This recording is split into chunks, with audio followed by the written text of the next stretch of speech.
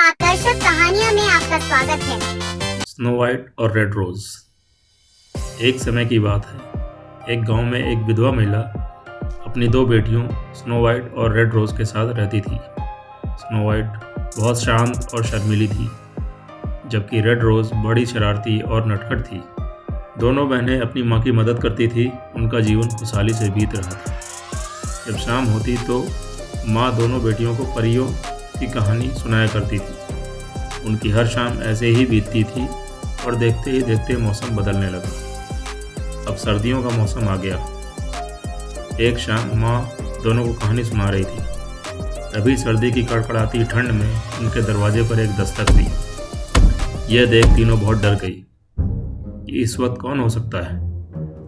बच्चियों के डरने पर माँ ने उन्हें दिलासा देती हुई कहती है कि डरो मत, शायद कोई यात्री है जो रास्ता भटक गया होगा।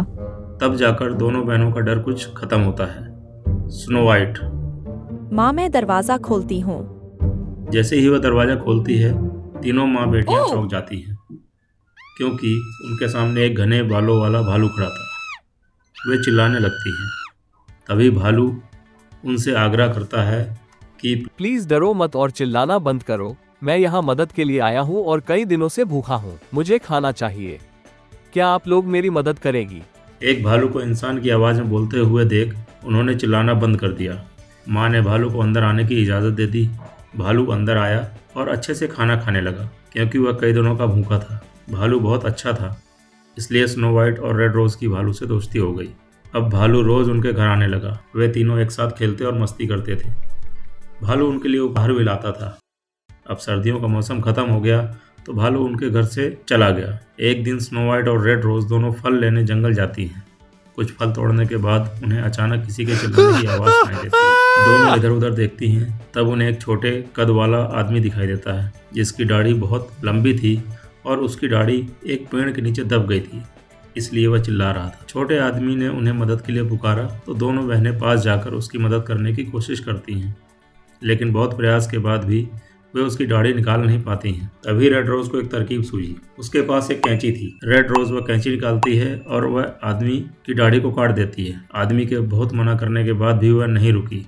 इस पर आदमी को बहुत गुस्सा आता है और वह बिना धन्यवाद कहे बड़बड़ाता हुआ वहां से चला जाता है। दोनों बहनों को यह देख बड़ा मजा आया। अगले दिन दोनों नदी के किनारे घूमने निकली तो उन्हें फिर से किसी के चिल्लाने की आवाज़ सुनाई दी। उन्होंने देखा कि एक बड़ी मछली ने उस दिन वाले छोटे कद के आदमी की दाढ़ी को मुंह में दबा रखा था। दोनों मदद के लिए गई और बहुत कोशिश करने पर भी वे मछली से दाढ़ी को छुड़ा नहीं पाती हैं। तो रेड रोज फिर से कैंची का इस्तेमाल करती है, उसकी दाढ़ी को काट देती है। इस बार भी वह आदमी बिना धन्यवाद कहे गुस्से में बड़बड़ाता हुआ आगे बढ़ जाता है।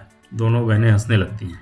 तभी उनकी नज़र सामने पड़े पत्थर के पास एक व्यक्ति पर पड़ती है। वो उसके सामने आई तो देखा कि उसके सिर पर चोट लगी थी। उसी वक्त आदमी को होश आ गया। लड़कियों ने पूछा कि तुम कौन हो?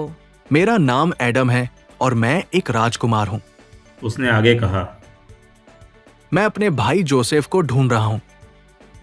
मेरा भाई जेवरों का बैग लेकर इस जंगल में आया था, लेकिन वो सर्दियों से ही गायब है। अभी मैंने जेवर के बैग के साथ एक आदमी को देखा, लेकिन मैं कुछ कर पाता उस आदमी ने मुझ पर जादू कर दिया और मैं बेहोश हो गया। स्नो वाइट और रेड रोज ने राजकुमार को अपना परिचय देते हुए उसकी मदद करने का फैसला लिया। तभी उन्होंने जंगल में एक जानवर और एक आदमी की आवाज़ सुनी। वे भागकर वहां गए तो उन्होंने देखा कि यहाँ वही छोटा आदमी था जिसकी दाढ़ी निकालने में उन्होंने मदद की थी, और वही भालू जो उनके घर मेहमान बनकर आया था, उनका अच्छा दोस्त भी बन गया था। राजकुमार: अरे, ये वही आदमी था जिसने मुझे बेहोश किया था, और मैंने इसके पास एक जेवर का बैग भी देखा था। राजकुमार लड़कियों से कहता है कि तुम रुको और मैं तलवार लेकर आगे बढ़ता हूँ। वह आदमी चिल्लाने लगा। तभी भालू ने कहा, तुमने बहुत परेशान कर रखा था, अब तुम्हें सबक मिलेगा। इतने में वह छोटा आदमी अचानक से बड़ा होने लगा और उसने झटके से राजकुमार की तलवार फेंक दी। जैसे ही वह उन सबको मारने के लिए आगे बढ़ा तो स्नो वाइट ने होशियारी से तलवार राजकुमार को वापस पकड़ा दी। भालू बोला, उसकी दाढ़ी काटो, उसकी सारी शक्तियाँ उसी में है।